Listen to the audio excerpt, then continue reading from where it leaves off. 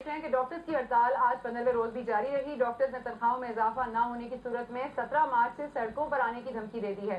सूबाई हुकूमत का मौक़िफ़ है कि डॉक्टर्स की हड़ताल गैर कानूनी है और उनके खिलाफ कार्रवाई की जाएगी। डॉक्टर्स की हड़ताल पर ही बात करेंगे। इस वक्त हमें ज्वाइन कर रहे हैं डॉक्टर उस्मान हैं, जो यंग डॉक्टर्स एसोसिएशन के हेड हैं, और उनका साथ देंगे डॉक्टर सईद इलाही साहब, जो कि पार्लिमानी सेक्रेटरी हैं हेल्थ पंजाब। बहुत बहुत शुक्रिया आप दोनों का, आपने मुझे ज्वाइन किया। लेकिन मैं सबसे पहले उस्मान साहब, आप बताइएगा क्या मुतालबात हैं आपके जो पूरे नहीं हो रहे और आप मरीजों को भी परेशान कर रहे हैं। सेक्रेटरी हेल्थ साहब भी बहुत परेशान है, आपके खिलाफ कार्रवाई की बातें भी की जा रही हैं। तो ये स्ट्राइक क्यों कर हो रही है? क्या सिर्फ तनख्वाहों में इजाफा ना होने पर आप मरीजों की जान को एट स्टेक डाल सकते हैं? मुतालबात बड़े सिंपल से हैं। हम सिर्फ ये डिमांड कर रहे हैं गवर्नमेंट से कि गवर्नमेंट डॉक्टर्स को इतना इंसेंटिव दे कि वो ये मुल्क छोड़ के ना जाए, क्योंकि लास्ट 6 मंथ में 4600 डॉक्टर्स सऊदी अरेबिया जा चुके हैं, आयरलैंड जा रहे हैं, और नेक्स्ट 2 मंथ है उसके अंदर मजीद 4500 डॉक्टर्स पाकिस्तान छोड़ के चले जाएंगे। हम सिर्फ ये डिमांड कर रहे हैं, हम इंसेंटिव ऐसा दें डॉक्टर्स को कि हमारे जो ग्रेजुएट्स हैं, जो पोस्ट ग्रेजुएट्स हैं, वो ये मुल्क छोड़ के न जाए, यहीं पर रहें और इसी कौम को, इसी यहीं के मरीजों को सर्व करें। और जहाँ तक बात रही कि पेशेंट्स को तंग करने की, हमारे आउटडोर तो बंद है, लेकिन हम एज ए प्रोटेस्ट हमने अपने मेडिकल रिलीफ कैंप एस्टैब्लिश किए हुए हैं रोड्स के ऊपर। हम वहाँ पे पेशेंट्स को अपनी सर्विस प्रोवाइड कर रहे हैं, और जिन पेशेंट्स को इमरजेंसी ट्रीटमेंट की जरूरत होती है हमने इमरजेंसी में शिफ्ट करते हैं, और जिनको इलेक्टिव सर्जरी की जरूरत होती है हम उन्हें वार्ड में दाखिल करते हैं और वहाँ से उनकी सर्जरी करवाई जाती है। और पेशेंट की सफरिंग तो आप एक ऐसे तरीके से हो रही है जिसका शायद मीडिया को भी और आवाम को भी अंदाजा नहीं हो रहा। पाकिस्तान में ऑलरेडी जो डॉक्टर्स की तादाद है वो 2300 पर्सन के लिए एक डॉक्टर है, जबकि इंटरनेशनल रिकमेंडेशन है कि 500 पर्सन के लिए एक डॉक्टर होना चाहिए। इस सिचुएशन में अगर पाकिस्तान में मजीद ब्रेन ड्रेन होगा तो आप सोच लेंगे इसका कैसा पेशेंट कैसा पड़ेगा। ये अस्पताल खाली हो जाएंगे और डॉक्टर यहाँ पे नहीं मिलेंगे। ठीक है, डॉक्टर इलाही से भी पूछा था। डॉक्टर इलाही, आपने बात सुनी डॉक्टर उस्मान की, आप क्या समझते हैं, क्योंकि आप तो एक हुकूमती अहदे पर भी फायज हैं, आप क्या समझते हैं इनके जो मुतालबात हैं वो तो जायज नजर आते हैं कि वाकई एक ब्रेन ड्रेन हम इस वक्त अफोर्ड कर सकते हैं? 2300 लोगों के लिए अगर एक ही डॉक्टर मौजूद है उस पर भी इस तरह की बात होगी, तो आप इनसे बात क्यों नहीं करते? इनके मुतालबात जायज तो हैं?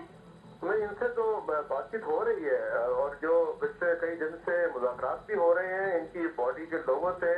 इनकी मीटिंग सेक्रेटरी हेल्थ से भी हो रही हैं, प्रिंसिपल साहबान से भी हो रही हैं, और मुख्तलिफ जो लोग इसमें एंगेज हैं।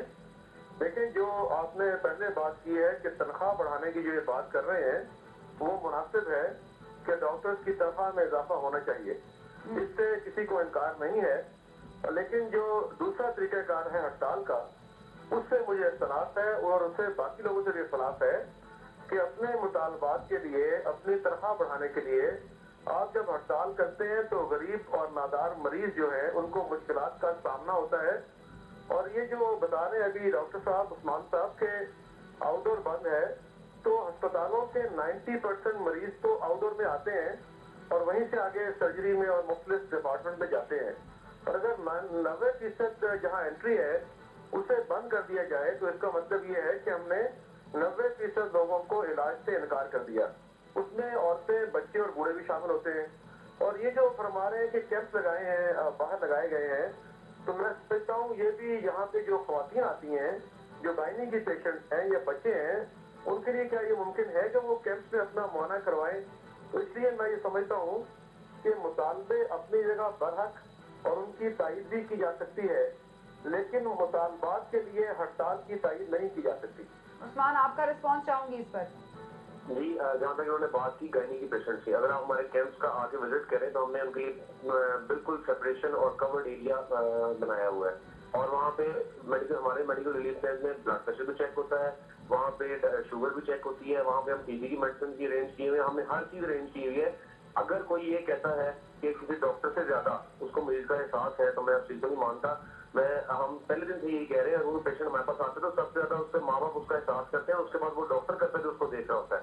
और हमें इस चीज का बहुत अच्छी तरीके से अंदाजा है। आप पंजाब का रिकॉर्ड मंगवा के चेक कर लें, क्या इस वक्त कोई भी ऐसा वार्ड है किसी पंजाब के अस्पताल में जहाँ पे मरीज, जहाँ पे पेशेंट बेड खाली हो?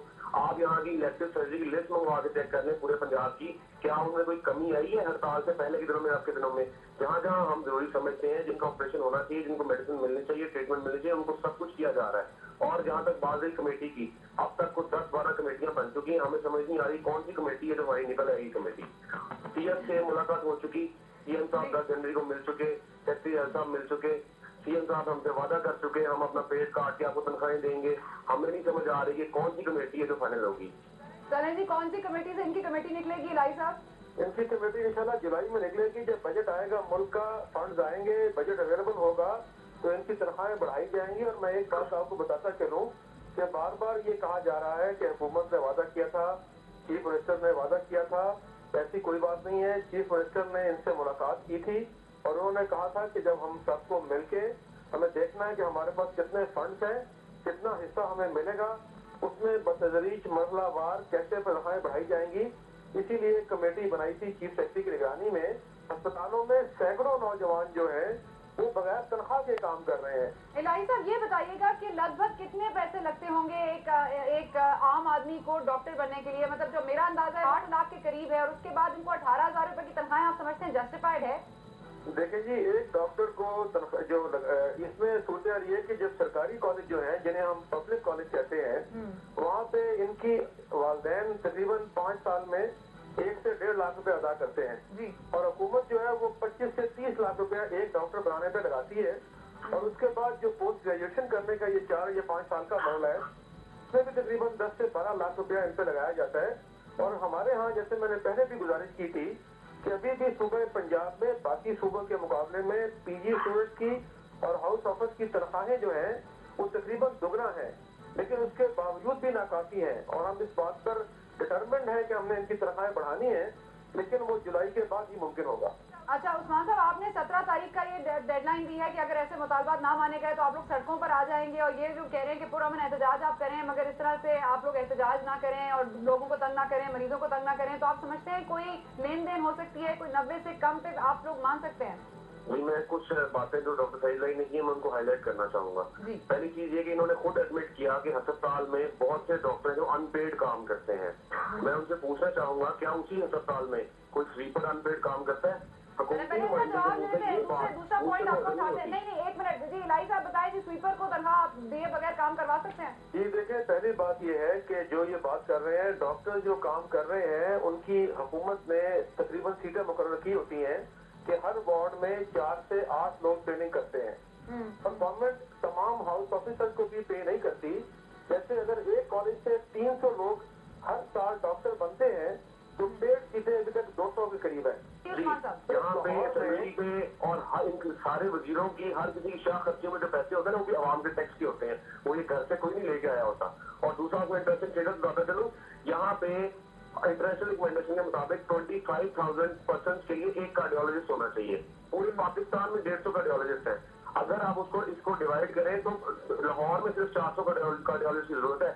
हम हर जगह डेफिशिएंट है, हर फील्ड में डेफिशिएंट है। सिर्फ जूनियर डॉक्टर्स ही बाहर नहीं जा रहे, बहुत से सीनियर डॉक्टर्स भी बाहर जा रहे हैं। अगर यहाँ पे सीनियर डॉक्टर नहीं होगा, जूनियर डॉक्टर जो कह रहे हैं 10,000 बने, उनको ट्रेन किसने करना है? जिसकी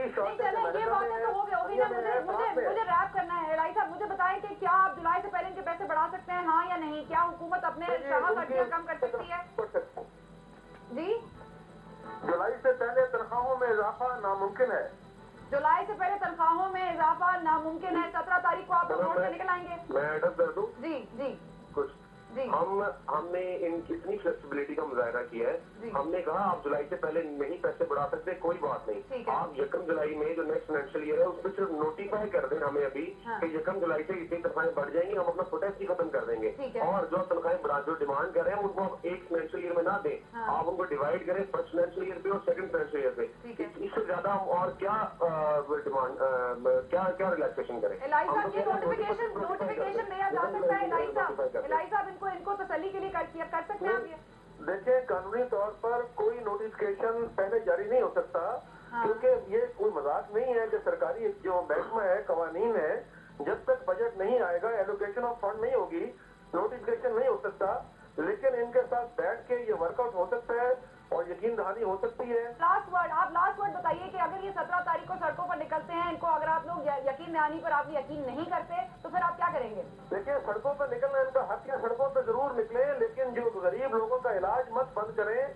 अगर ये लोग मेहरबानी फरमाएं, इनसे अपील यही है कि अपना जमहूरी हक इस्तेमाल करें, मुजाहरा करें, احتجاج کریں لیکن ہسپتالوں کو بند نہ کریں. غریب لوگوں کی آخری پناہ گاہ جو ہے وہ سرکاری اسپتال ہے. پرائیویٹ اسپتالوں میں لوگ امیر چلے جاتے ہیں لیکن غریبوں کی یہی پناہ گاہ ہے, اسے بند نہ کریں. ٹھیک ہے عثمان صاحب, لاسٹ ورڈ آپ کا.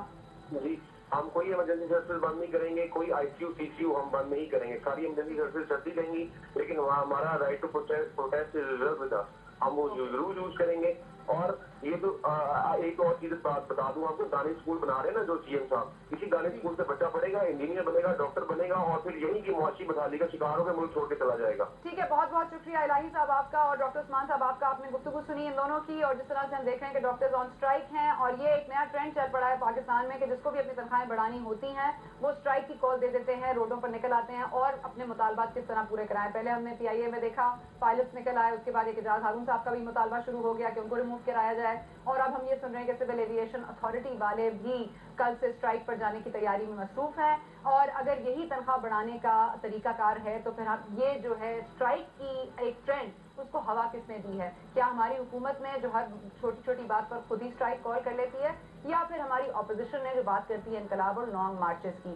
یہاں پر لیں گے ہم ایک بریک, اور بریک کے بعد آ کر بات کریں گے وہی کراچی کی ٹارگٹ کلنگز کی, اور کس طرح سے لوگ کہہ رہے ہیں کہ بوٹ کی چھاپ سنائی دینے لگی ہے, سائے نظر آنے لگے ہیں آمریت کے. کیا جمہوریت کو خیر بات کہہ دیا جائے؟